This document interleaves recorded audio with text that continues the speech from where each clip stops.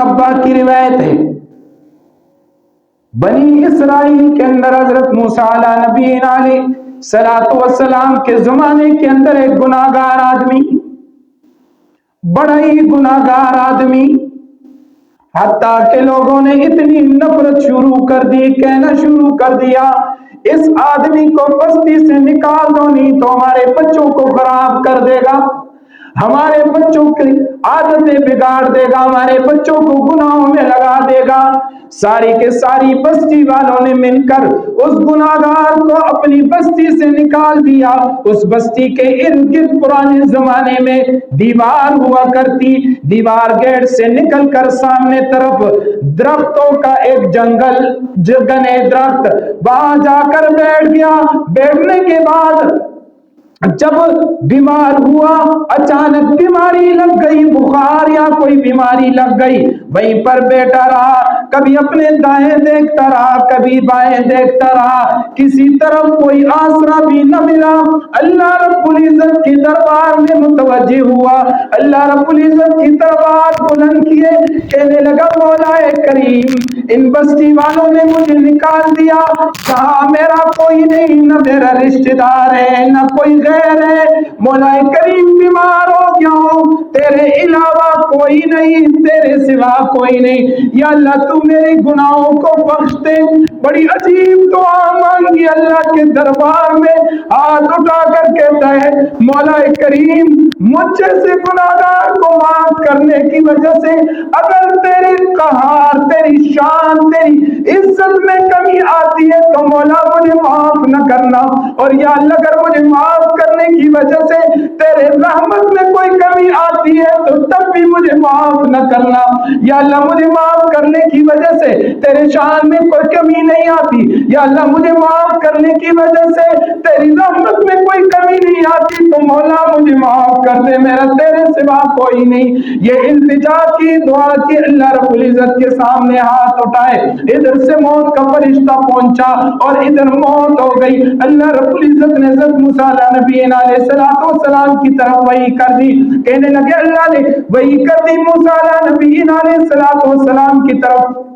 اے موسیٰ جب ہمارے ایک ولی دنیا سے رخصت ہو چکا ہے، جا کر اس کے لیے غسل کفن دفن کا انتظام کیا جائے۔ حضرت موسیٰ علیہ السلام آئے، اس گناہگار کو اٹھایا، کفن دفن غسل کا انتظام کر کے جنازگاہ میں لے کر آیا۔ اللہ نے وحی کر دی موسیٰ پوری بستی کے اندر اعلان کر دو یہ میرا وہ ولی ہے، وہ ولی کامل ہے، وہ متقی، مجھے اتنا قبول، اتنا قبول، اتنا قبول۔ موسیٰ بستی میں اعلان کر دے بستی کا جو گناہگار، جتنا بڑا گناہگار ہو، آج اس کے جنازے میں شریک ہوگا، میں رب کائنات اس کی بھی بخشش کر دوں گا۔ فرمایا یہ گناہگار، اس کا جنازہ لایا گیا، اللہ کے پاک پیغمبر موسیٰ علیہ نبی علیہ السلام جنازے کے لیے آگے ہوئے، لوگ آئے، دیکھا یہ تو وہی گناہگار ہے، سب نے کہا یہ تو وہی گناہگار ہے جو گناہ کر کر کے جس کو ہم نے اپنے بستی سے نکال دیا تھا، اس کے متعلق کیسے ایسی اس کی توبہ قبول ہو گئی، کیسے یہ اللہ کا ولی ہوا۔ حضرت موسیٰ علیہ السلام نے جنازہ پڑھائی، اللہ کے دربار میں درخواست کی، یہ مولا کریم یہ تو وہی گناہگار ہے، وہی بدکار سیاہکار ہے، یا اللہ یہ سارے لوگ بھی یہی کہہ رہے ہیں، اس کی کیسے بخشش ہوئی۔ اللہ رب العزت نے فرمایا میرے موسیٰ یہ میرا وہ بندہ ہے جو تم سب سے نا امید ہو کر باہر آ کر ایک جنگل میں بیٹھ کر اس نے مجھ رب کائنات کو ایسے الفاظ سے مخاطب کیا، مجھ سے ایسی دعا مانگی، میرے سامنے ایسے کہہ دیا کہ یا اللہ میں نے تیرے نبی موسیٰ علیہ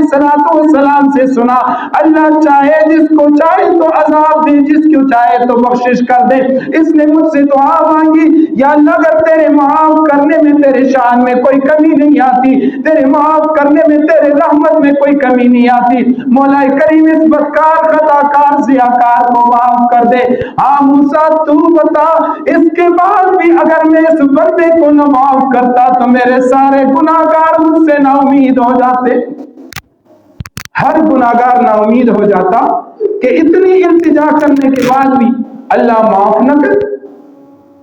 میں نے اس کی مغفرت کر دی، اس کو معاف کر دیا۔ موسیٰ اتنا ہی نہیں، اتنے اخلاص کے ساتھ مجھ رب کائنات کو پکارا ہے کہ آج اس جنازے میں جو بھی گناہگار شریک ہوگا اللہ اس کی بھی مغفرت فرمائے۔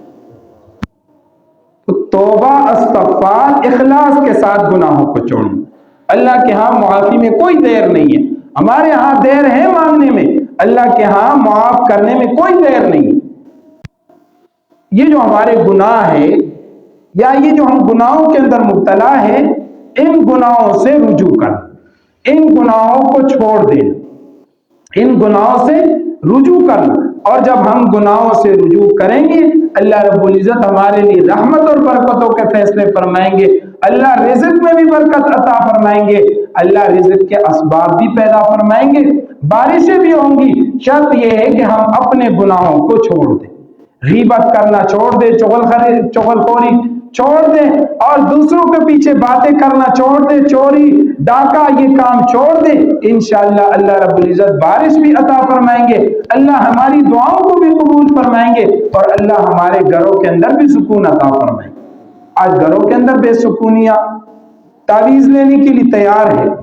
دور سے دور ہزاروں پیسے لگانے کے لیے تیار ہے، ہر کام کرنے کے لیے تیار ہے، لیکن جو گناہ کر رہے ہیں اس گناہ کو چھوڑنے کے لیے تیار نہیں۔ اگر نماز نہیں پڑھتے تو نماز پڑھنے کے لیے تیار نہیں ہے، تلاوت نہیں کرتے تو تلاوت کے لیے تیار نہیں ہے، اگر کسی کے غیبت میں لگے ہوئے تو اس غیبت کو چھوڑنے کے لیے تیار نہیں ہے۔ ہاں لاکھوں پیسے خرچ کرنے کے لیے تیار ہے، دور سے دور سفر کرنے کے لیے تیار ہے کہ جی ہمارے گھر سے پریشانی کیسے ختم ہوگی۔ جو پریشانی والے اسباب ہیں،